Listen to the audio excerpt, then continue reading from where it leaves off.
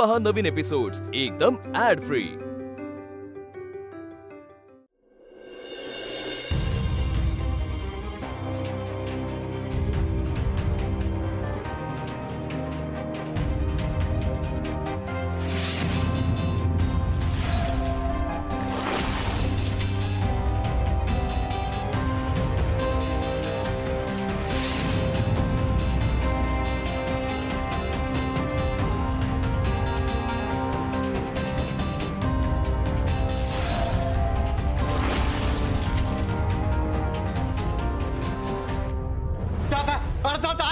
एक वेळा माफ कर दादा, आम्ही पाया पडतो तुझ्या दादाला, माफ कर ना। नाही बाजूला हो कदम, दादा बाजूला हो।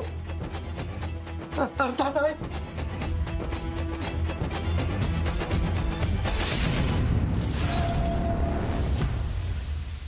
तुझ्याकडे माझी कंप्लेंट आलेलीच आहे, मग माझे बाकीचे गुन्हे पण कबूल करून टाकतो। ही बंदूक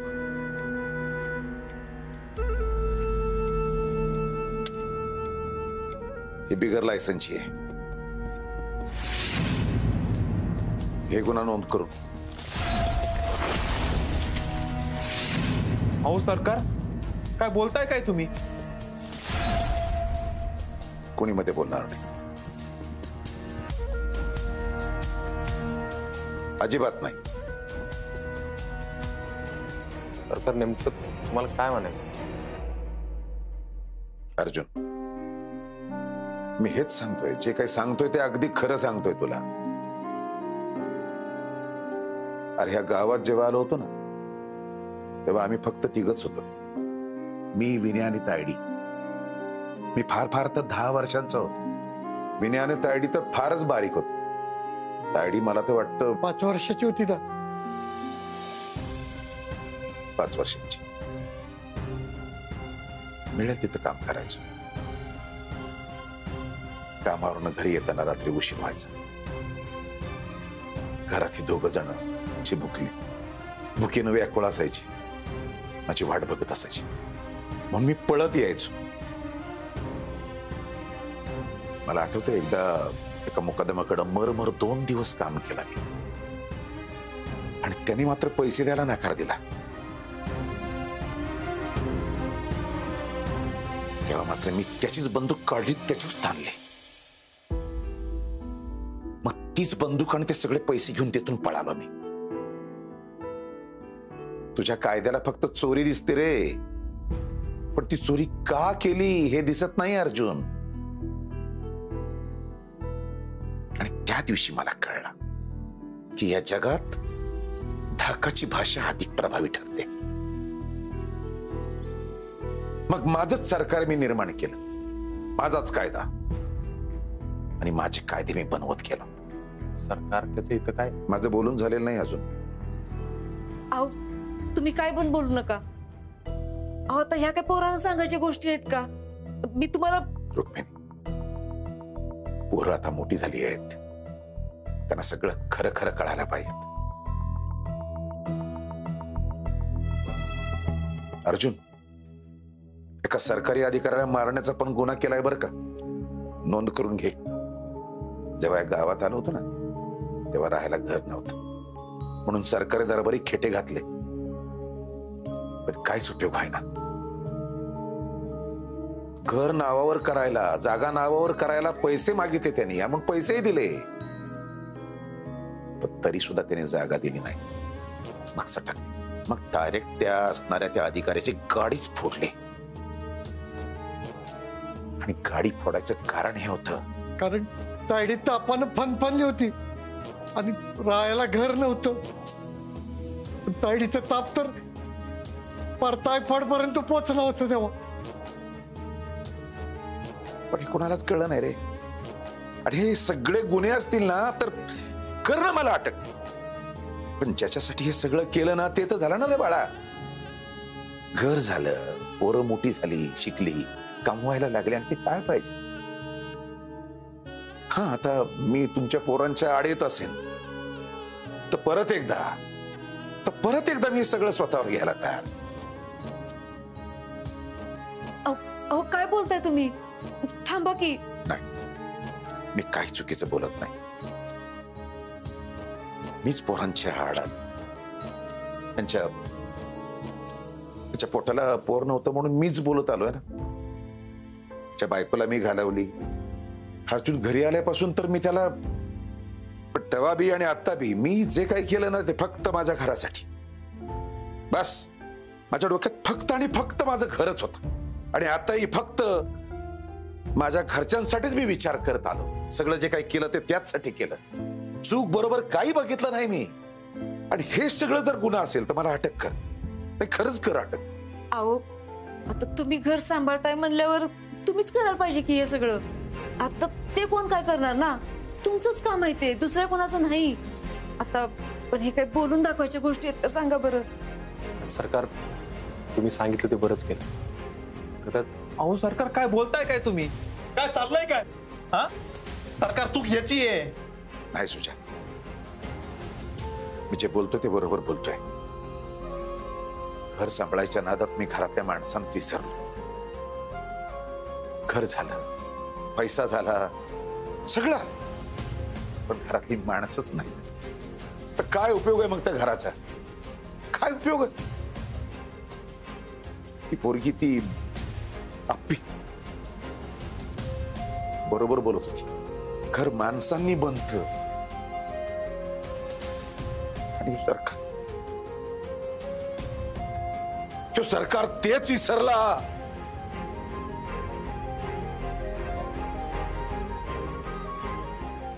चूक झाली माझी, चूक झाली माझी. मला माफ करा. सगळं मला माफ करा.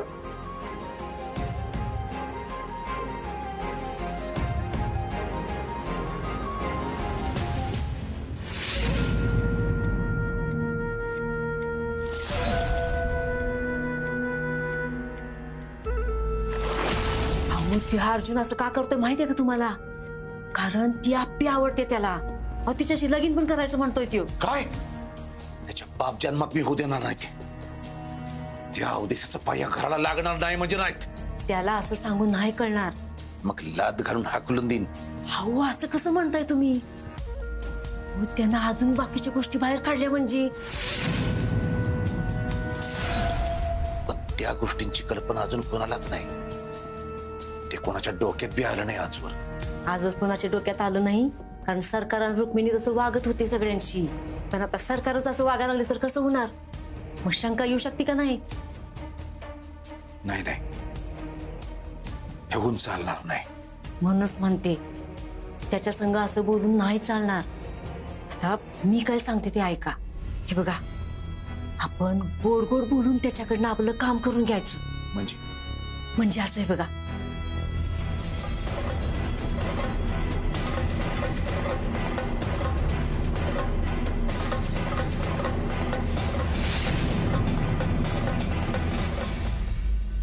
अरे दादा, दादा नको रे असं करू. अरे तुला तुझी चुकी कळली, आता सगळं आलं ना. अरे हात नको जोडू रे. अरे तू आहेस म्हणून आम्ही आहे, पोरं आहेत. नको रे दादा. फार मोठ्या चुका केल्यात विद्या. नाही रे दादा, फार मोठ्या चुका.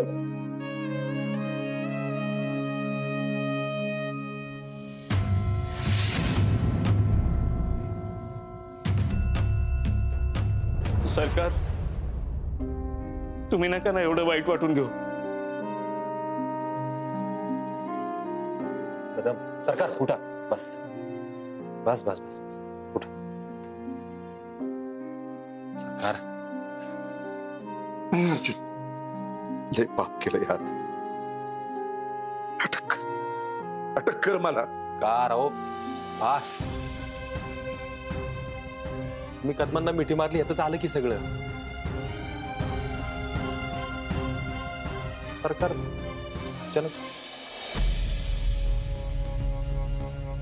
फक्त असं वाटतं की सरकार एका दिवसात कसं बदलले? काय घडलं? मी फक्त बोलून नाही दाखवणार, ते मी करून पण दाखवणार. हो अर्जुन, एका दिवसात नाही बदल झाला. माणसं जेव्हा बाहेर आल्या का नाही तेव्हापासून यांच्या डोळ्याला डोळा नाही लागला बघ. पण हे त्यांनी कुणालाच कळू दिलं नाही. असू दे रुक्मिणी. पण मला माहित आहे की मला ते सारखं विचारायचंय मी वागतोय ते बरोबर आहे का, माझं काही चुकतंय का, मी काय करू कसं करू. रुक्मिणी, या सरकारनं खूप चुका केल्यात ना, तर या घरात या चुकांची भरपाई पहिल्यांदा सरकार देणार. पण त्याआधी अर्जुन, तुझ्या हातानं आपल्या तायडीला आधी बाहेर काढ.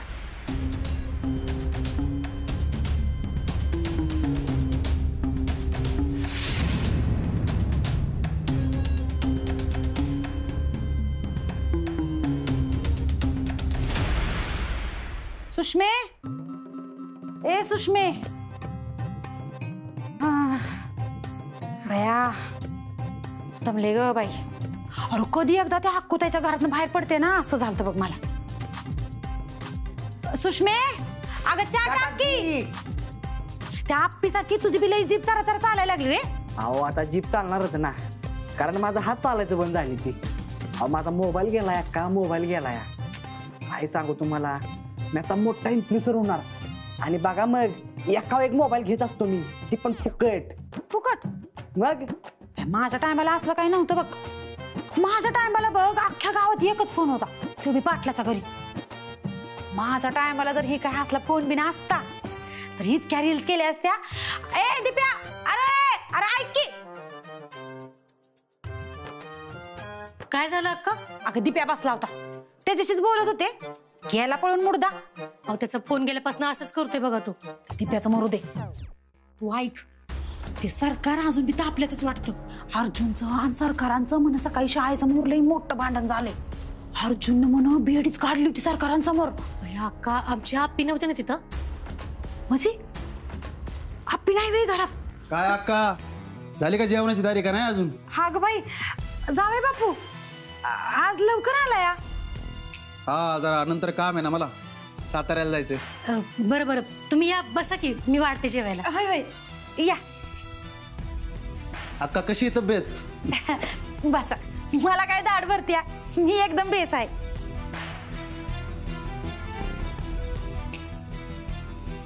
अपर्णा नाहीये का घरात? हाय की हाय, म्हणजे कोथमीर संपली होती घरातली, कोथमीर आणायला गेली.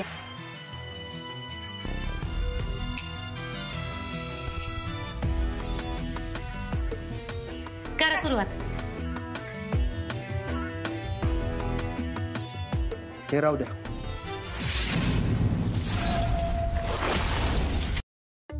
नाही म्हणजे जेवायचं राहू द्या. अहो असं काय करताय? हा काय अक्का, मला नुसतं जेवायचंच असतं ना, तर मी गावातल्या कोणत्या बी घरी जाऊन जेवलो असतो ना. पण नाही, मी इथं येतो का तर मला अपर्णासोबत वेळ घालवता यावा, तिला समजून घेता यावा म्हणून. पण खरं सांगायचं तर अक्का, ती कवा घरात नसतीच, आणि चुकून जर कवा घरी असली तर मला वाढून निघून जाते. तिला जर माझ्याबद्दल काय वाटतच नसेल तर मग वाच परत परत इथे येण्यात काय अर्थ नाही ना अक्का. आओ तसं नाही जावय बापू तुम्ही. अक्का, हे जावाय जावाय म्हणून मला गुळ लावणं बंद करा बरं का. मला काय कळत नाही का, मी या घरचा जावाय व्हावा असं तुम्हालाच वाटत नाही वाटतंय मला? अहो नाही नाही, असं काय नाही. खरंच आमच्या आप्पीच्या मनात बी असं काहीच नाही बघा. तुम्ही तिचं वागणं नका मनाला लावून घेऊ. आई, अहो मनाला कसं काय लागणार नाही सांगा बरं. अहो तसं काय नाही जावय बापू, आम्ही आहे की इथं. तुम्हाला जे काही वाटतंय ना आमच्या संगत बोला की. उद्या म्हणता माझ्या संग लग्न करा. हा करायचं का?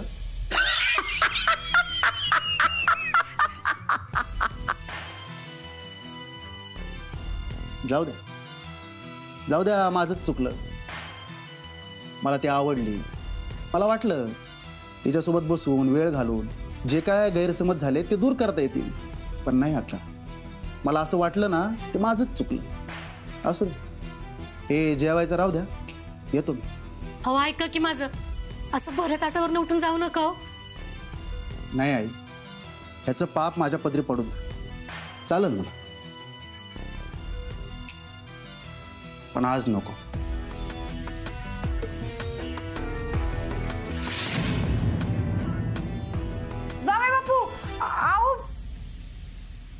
झालं, तुझी ही पोरगी स्वतःच्या हाताने माती करून घेते बघ.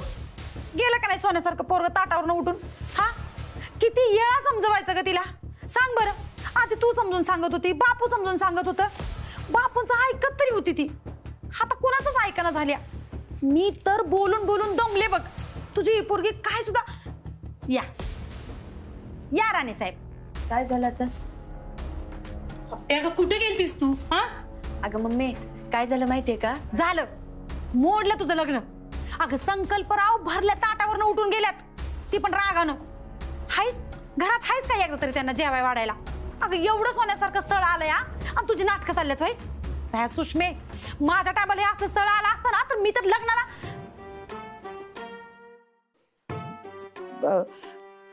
ते जा जा पहिली त्यांना बोलून आण संकल्परावासनी. आपे, ही संधी जर हातची गेली ना, आयुष्यभर स्वतःला दोष देत बसशील. जा पहिली, जा ते संकल्परावासनी घेऊन ये.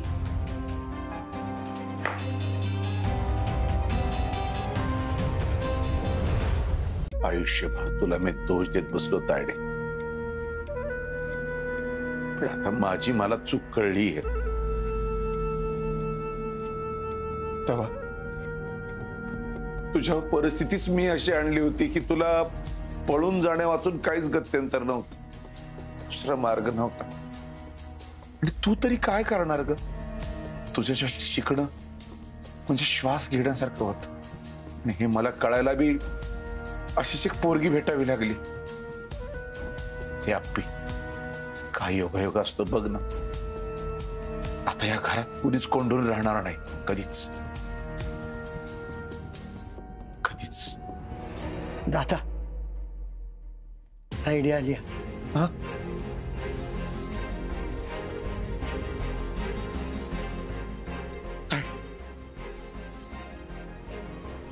मला माफ करता येईल. लय मोठा अपराध झाला माझ्याकडे.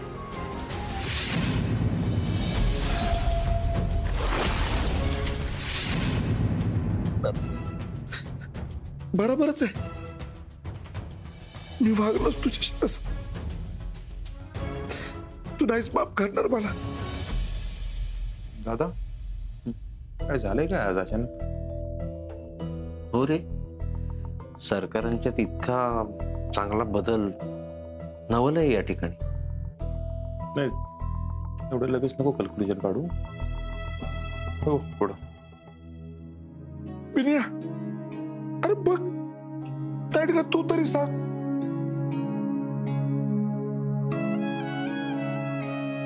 तायडे, ए तायडे, अगं हा सरकार नाही, आपला दादा आहे दादा. तायडे, अगं आपला दादा परत आलाय.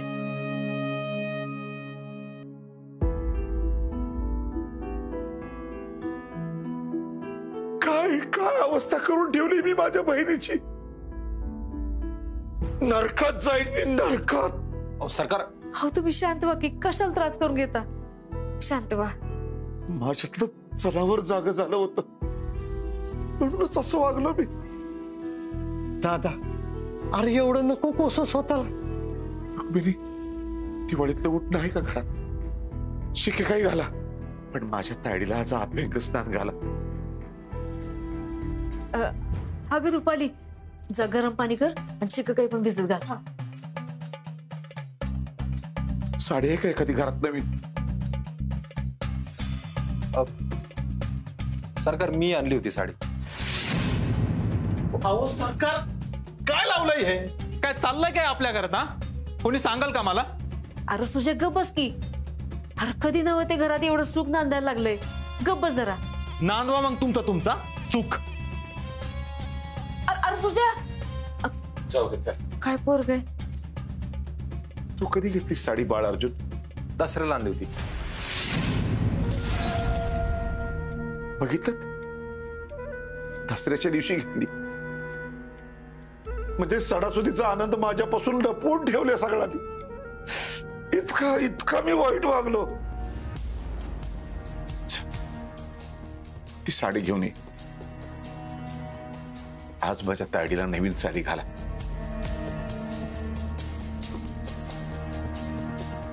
आलो मी साडी. दादा, तायडे, मला आता आपले जुने दिवस परत आल्यागत वाटते. आपण तिघ आता एकत्र आलोय. रे हे मुकलो होतो बघ या दिवसाला. आज तू आहेस इन्या, माझी तायडी आहे. सगळं भरून पावलं बघ मला.